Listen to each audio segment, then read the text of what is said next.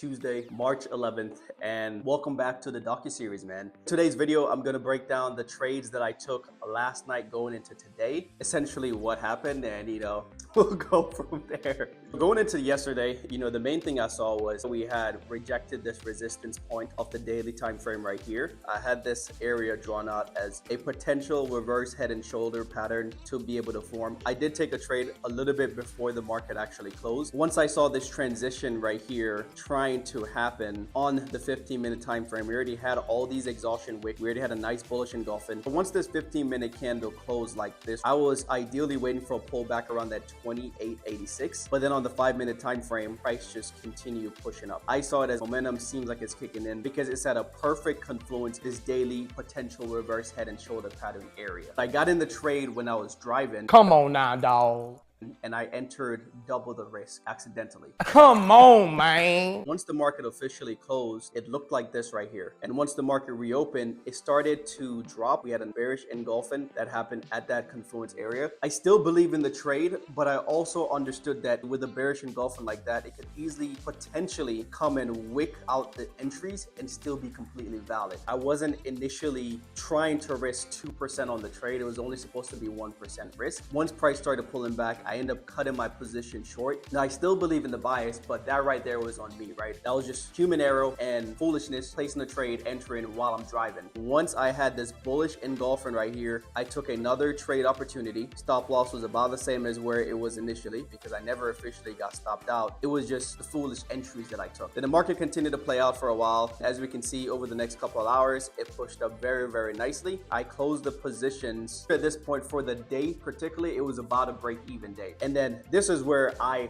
messed up, made me lose even more on the account. I looked at US 30. It looked like it was in a good area as far as a confluence, what it could potentially do. I don't usually trade US 30, and I think a part of me was a little salty that I lost that 1% unnecessarily yesterday. Price was in this confluence area. It looked like this right here at the time I saw it. The daily time frame I matched up with, we're in a strong daily confluence area right about here.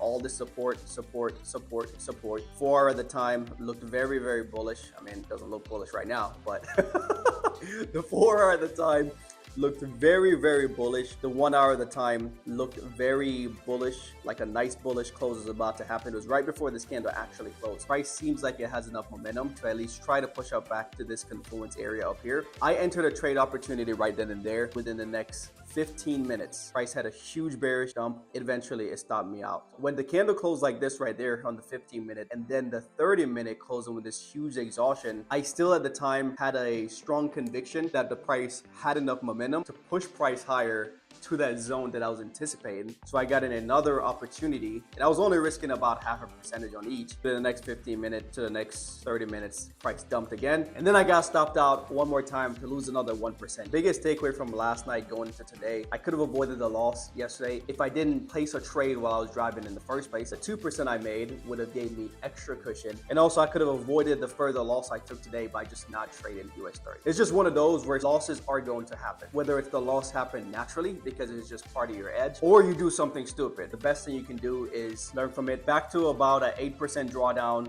on the phase 2 challenge, back to about 9.49% drawdown on the 100K funded, back to 8.27 drawdown on the 200K funded Blue Guardian account. As we can see here, I'm back to 8.16% drawdown on that account, and I'm back to 8.04 drawdown on this account. Essentially back to where I started last week, which they could have been avoided, but at the end of the day, I've gotten out of this drawdown before. Going forward from here is just sticking to what was working. Don't try to add anything. Don't try to change anything up. Sticking to what was working, minimize the stupidness, and just slowly compound this account over time. Because at the end of the day, this is a 31-day challenge. It's only week 2, not even a full 14 days into this challenge. But at the end of the day, even though this is a 31-day challenge, it may not be completed in 31 days. It just comes down to the opportunities I get. I will continue to update whether go more in drawdown, would I get more profit. I will continue doing this docu-series until one of two things happen. Either the accounts go completely bust and I blow them all completely,